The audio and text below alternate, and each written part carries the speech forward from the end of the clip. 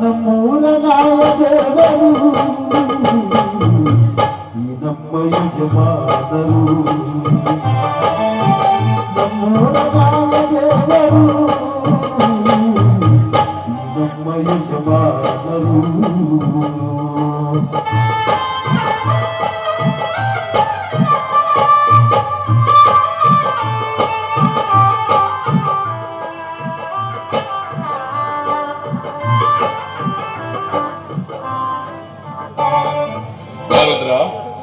ಮತ್ತೆ ಊರ್ ಕಡೆ ಎಲ್ಲ ಏನ್ ಸಮಾಚಾರ?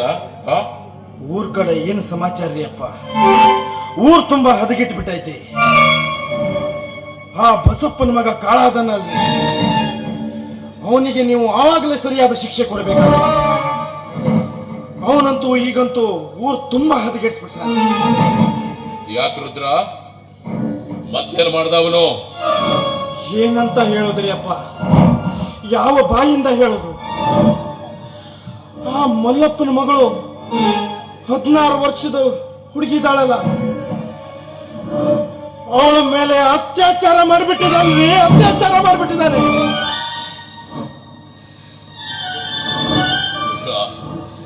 ಏನ್ ಹೇಳ್ತಾ ಇದ್ಯೋ? ಈ ಧನರಾಜನ ಆಳ್ವಿಕೆಯಲ್ಲಿ ಸುತ್ತ 40 ಹಳ್ಳಿಯ ಜನ ಶಾಂತಿ ಸುಭಿಕ್ಷೆಯಿಂದ ಬಾಳ್ತಾ ಇದ್ದಾರೆ ಅಂತ ಎಲ್ಲರೂ ಮಾತಾಡ್ಕೊಳ್ತಾ ಇದ್ದಾರೆ. ಅಂತದ್ರಲ್ಲಿ ಒಂದು ಚಿಕ್ಕ ಹುಡುಗಿಯ ಮೇಲೆ ನೆನೆಸ್ಕೊಂಡ್ರೆ ಮೈಯೆಲ್ಲ ಉರಿಯತ್ತೆ ರುದ್ರ, ಮೈಯೆಲ್ಲ ಉರಿಯತ್ತೆ. ಹೌದು ದಣಿ, ನನ್ಗೂ ಕೂಡ ಬಹಳ ಬೇಸರ ಆಯ್ತು. ನಾನೇ ಹೋಗಿ ಆ ಹುಡುಗಿನ ದವಾಖಾನೆಗೆ ಸೇರಿಸಿ ಬಂದೆ. ದಣಿ, ಆ ಹುಡುಗಿ ಸ್ಥಿತಿ ನೋಡಕ್ಕಾಗಂಗಿಲ್ಲ. ಈಗ ಎಲ್ಲಿದ್ದಾನೆ ಅವನು? ಅದಾನ್ರಿ, ಊರ್ ಜನ ಹಿಡ್ಕೊಂಡು ಹೋಗ್ಕೊಂಡು ಬಂದಿದ್ದಾರೆ.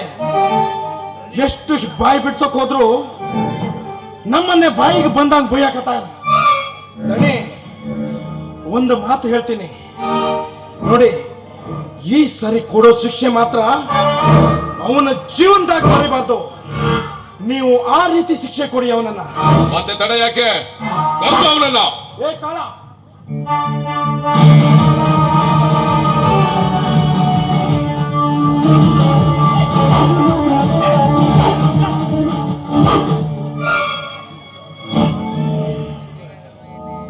ಏನು ರುದ್ರ ಹೇಳ್ತಾ ಇರೋದು ನಿಜಾನ? ಇಲ್ಲ ನಾನೇನು ಮಾಡಿಲ್ಲ. ಯಾವ ಜಾಗದಲ್ಲಿ ಯಾರ ಎದುರು ನಿಂತು ಮಾತಾಡ್ತಾ ಇದೆಯೋ ಪರಿಚಯ ಇರಲಿ. ಇದು ಧನರಾಜನ ಆಸ್ಥಾನ. ಇಲ್ಲಿ ಸತ್ಯಕ್ಕೆ ಬೆಲೆ ಇದೆ ಹೊರತು ಮಿಥ್ಯಕ್ಕಲ್ಲ. ಅದೇನು ಅಂತ ಬಗಳು? ಅವನೇನು ಹೇಳ್ತಾನ್ರಿ ದಣಿ? ಮಾಡೋದೆಲ್ಲ ಮಾಡಿಬಿಟ್ಟು ಮಳಿ ತರ ನಿಂತಿದ್ದಾನೆ ನೋಡಿ.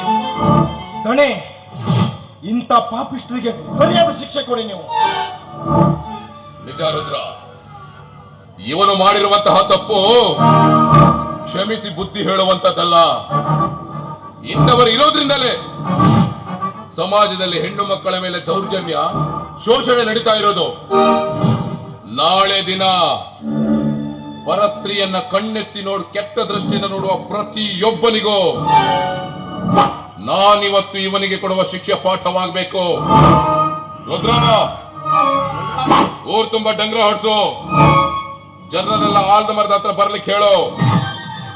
ಆ ಜನರ ಸಮ್ಮುಖದಲ್ಲೇ ಇವನನ್ನ ನೇಣಿ ಹಾಕ್ಸ್ಬಿಡು. ಇದು ಈ ಧನರಾಜ ಕೊಡ್ತಾ ಇರೋ ತೀರ್ಪು.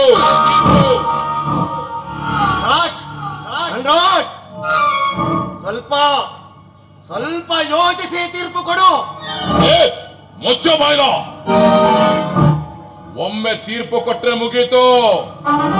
ಹುಟ್ಟು ಸೂರ್ಯನ ದಿಕ್ಕು ಬದಲಾಗಬಹುದು, ಆದ್ರೆ ಈ ಧನರಾಜ ಕೊಟ್ಟ ತೀರ್ಪು ಯಾವತ್ತೂ ಬದಲಾಗೋದು ಇಲ್ಲ.